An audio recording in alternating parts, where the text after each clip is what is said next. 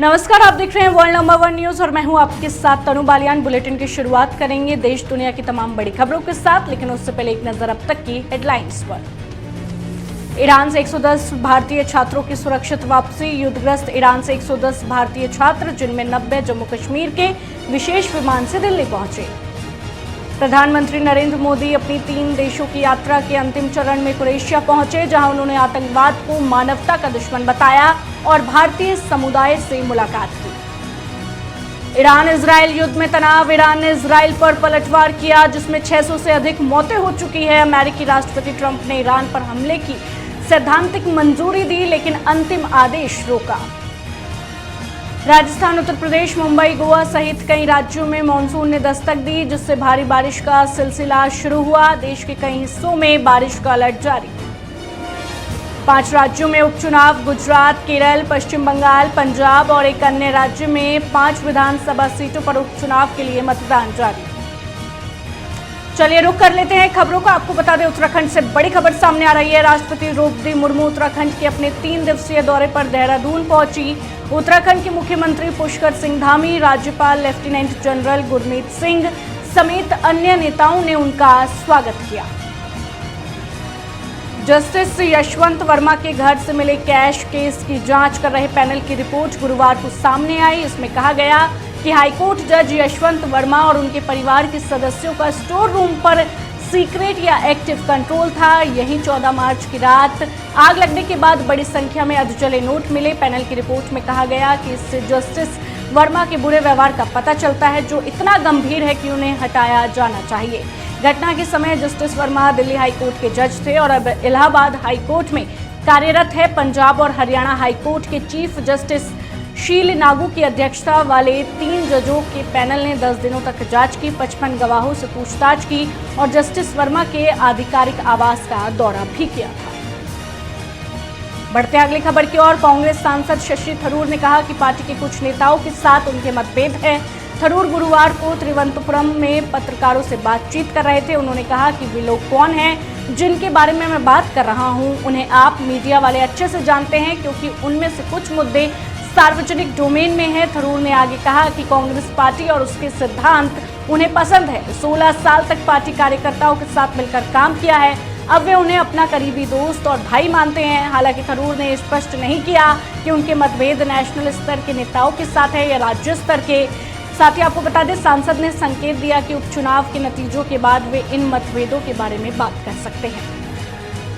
अगली खबर देश की राजधानी दिल्ली से। दिल्ली सचिवालय में ब्रिटेन के पूर्व प्रधानमंत्री टोनी ब्लेयर से मुलाकात के बारे में दिल्ली मंत्री मनजिंदर सिंह सिरसा ने कहा, ब्रिटेन के पूर्व प्रधानमंत्री टोनी मुख्यमंत्री रेखा गुप्ता से मिलने के लिए आए। वो जो एनजीओ के माध्यम से बहुत सारे सर्विसेज कर रहे हैं, उस पर चर्चा हुई और साथ ही 100 दिन में हमारी सरकार अभूतपूर्व काम करने में कायम रही। हमने उनको इसकी भी पुस्तिका दी। वो बहुत सरप्राइज हुए कि 100 दिन में इतने काम किए जा सकते हैं। उन्होंने अपने अनुभव सीएम को बताया। उन्होंने ये बताया कि वे कैसे मोदी जी के विजन से प्रभावित है। जो भारत का दोस्त है वो हर किसी का दोस्त बनता जा रहा है और जो भारत का दुश्मन है वो पूरी दुनिया का दुश्मन बनता जा रहा है। बहुत अच्छी बैठक है। कि former prime minister Tony Blair जो माननीय दिल्ली की मुख्यमंत्री रेखा गुप्ता जी से मिलने के लिए आए, उनके जो वो सर्विसेज कर रहे हैं एनजीओ के माध्यम से, बहुत सारी अलग अलग सर्विसेज प्रोवाइड कर रहे हैं, उसके लिए डिस्कशन हुई। और साथ में माननीय मुख्यमंत्री जी ने भी जो 100 दिन में अभूतपूर्व काम करने में हमारी सरकार कामयाब हुई, हमने उनको वह भी बुकलेट दी। वो बड़े सरप्राइज थे इसको देखकर कि ये संभव हो सकता है कि 100 दिन में इतने काम किए जा सकें। एंड उन्होंने हंसी मजाक में कहा कि आई फील कि the other government should take call from the Indian governments, how the Indian governments are performing, how the state governments are performing. उनके लिए ये भी अद्भुत था कि लगभग 30 मिलियन पॉपुलेशन की चीफ मिनिस्टर से वो मिल रहे हैं, जो कि बहुत बड़े यूरोप के हिस्से में कई प्राइम मिनिस्टर्स में आ जाते हैं जितनी पॉपुलेशन है। इसलिए उन्होंने अपने एक्सपीरियंस भी बताए माननीय मुख्यमंत्री जी को, किस तरह से उन्होंने अपने टेन्योर के दौरान क्या क्या चेंजेस लेके आए, कैसे कैसे वो स्पेसिफिक प्रोजेक्ट्स के ऊपर 5-6 प्रोजेक्ट्स को हाईलाइट करके काम करते थे, उसका रिजल्ट ओरिएंटेड हुआ। उन्होंने ये भी बताया कि कैसे मोदी जी के विजन से, मोदी जी के कामों से वो बहुत इन्फ्लुएंस्ड रहते हैं।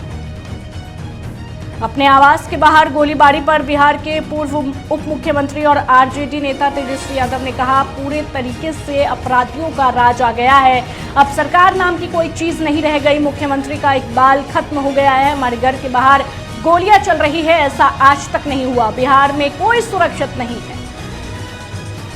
उत्तर प्रदेश के मथुरा से भाजपा सांसद हेमा मालिनी से नवनिर्मित मथुरा बरेली राजमार्ग, राष्ट्रीय राजमार्ग 530 का निरीक्षण किया।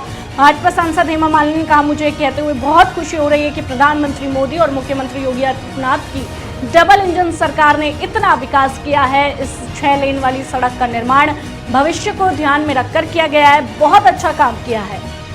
अहमदाबाद में 12 जून को क्रैश हुए एयर इंडिया विमान का ब्लैक बॉक्स जांच के लिए अमेरिका भेजा जा सकता है। क्रैश हुए बोइंग 7878 ड्रीमलाइनर विमान का ब्लैक बॉक्स क्रैश के 2 दिन के बाद रिकवर कर लिया गया था। विमान में आग लगने के बाद ब्लैक बॉक्स इतना डैमेज हो चुका है कि उससे डेटा रिकवर करना मुश्किल है, इसलिए उसे जांच के लिए अमेरिका भेजने का फैसला लिया गया है। फैसला केंद्र सरकार को लेना है।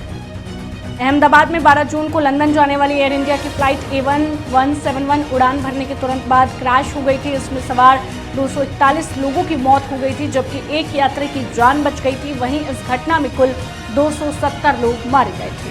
फिलहाल के लिए इस बुलेटिन में इतना ही। देश दुनिया की तमाम खबरों को जानने के लिए आप जुड़े रहिए हमारे साथ और देखते रहिए वर्ल्ड नंबर 1 न्यूज़।